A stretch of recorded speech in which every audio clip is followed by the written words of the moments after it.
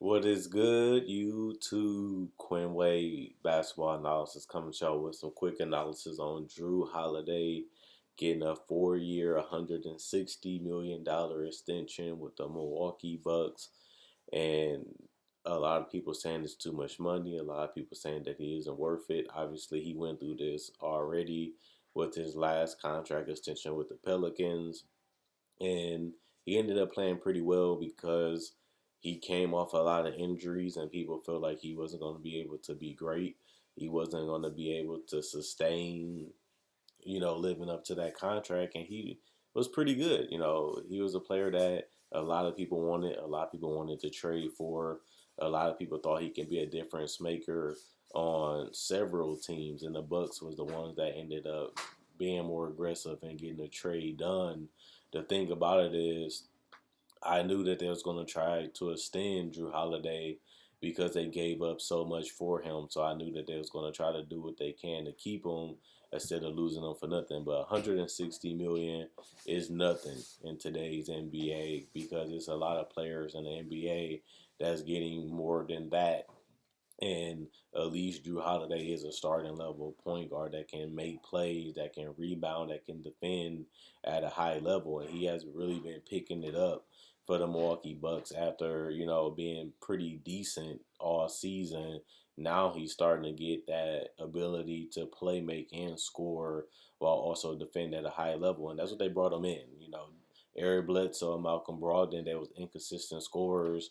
They was guys that can defend a position and set up players, but they couldn't score at a variety of levels, at a three levels that Jrue Holiday can, while also being a great defender, while also being a great playmaker. So he's like both of them combined.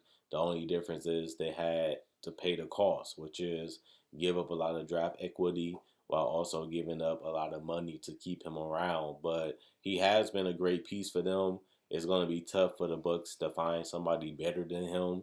That's why they traded for him. That's why they gave him this money. You have to look at it from that perspective.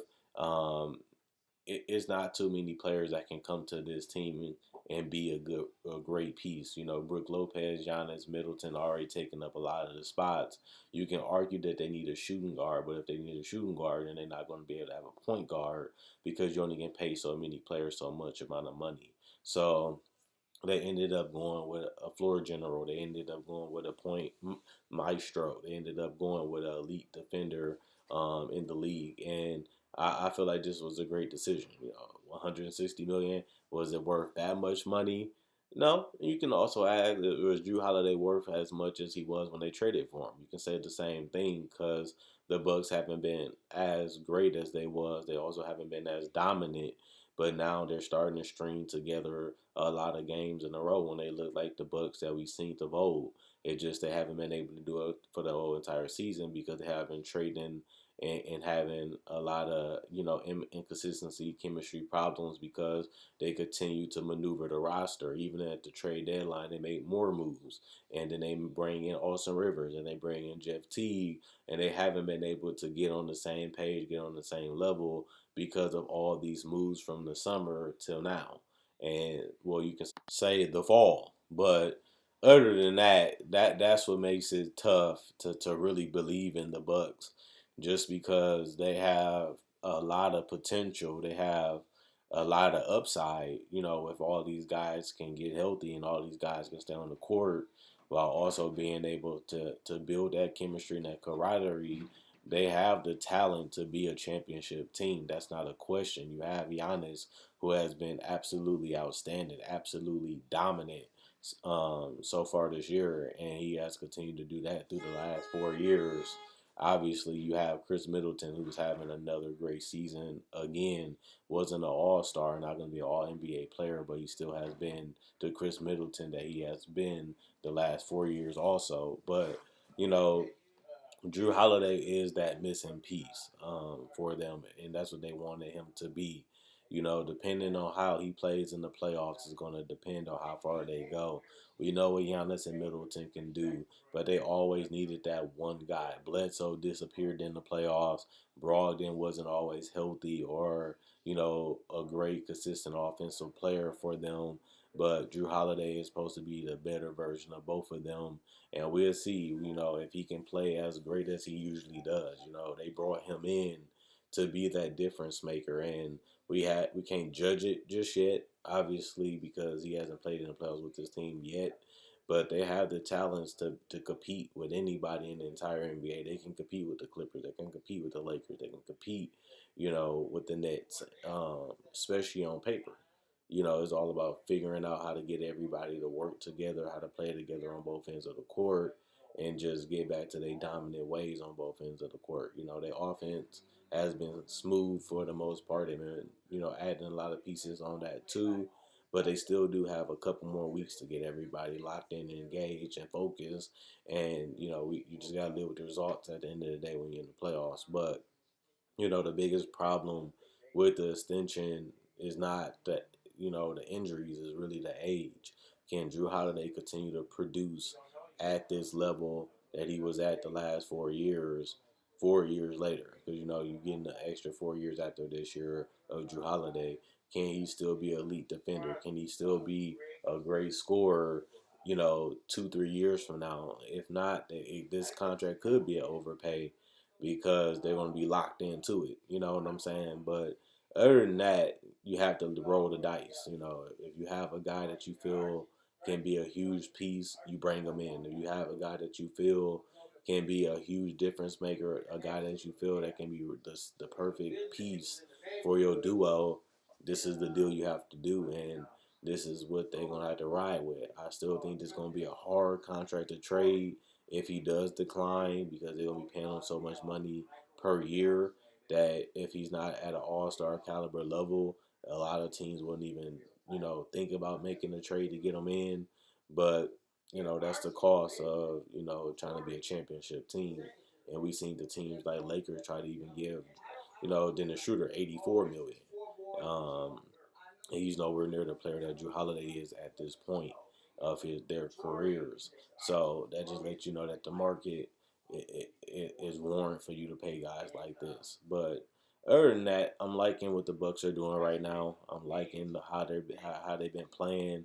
I'm liking Giannis and what he's been bringing to the table. He's obviously in the MVP conversation, and he should be. Will he win it? No, but he still should get, a lot of recognition for the season that he has had for the Bucks. And it's tough for them because the Nets have made so many moves and the Sixers have been absolutely outstanding this year, that not finishing number one isn't as bad, because you still have had one of the best records and one of the best seasons in the league. You just haven't had the best.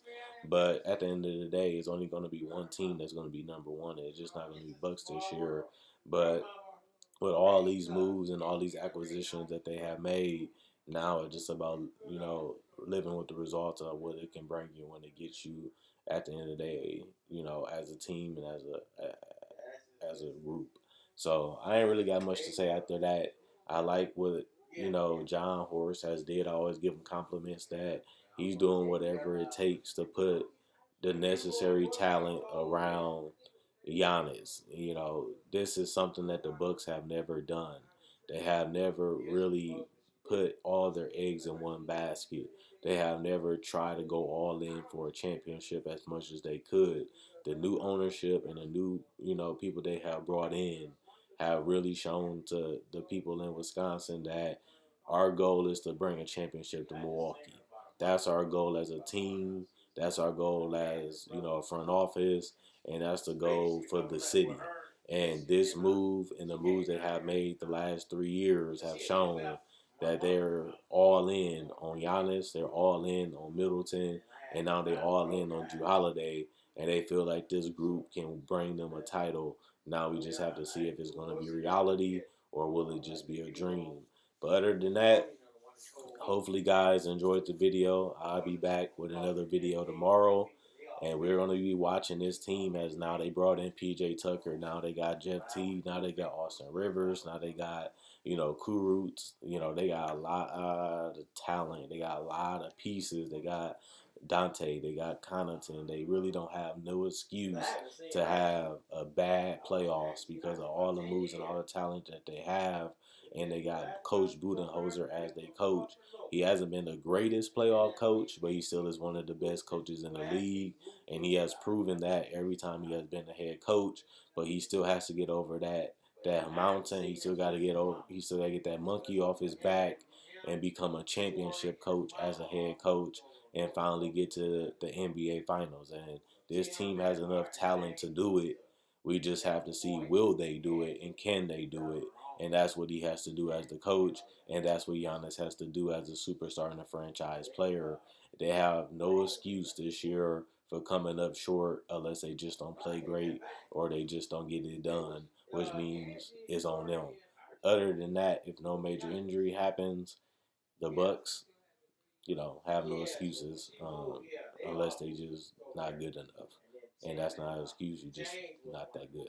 Other than that, Quinn Wade, basketball analysis. I'm gone. Be back with a video for y'all tomorrow.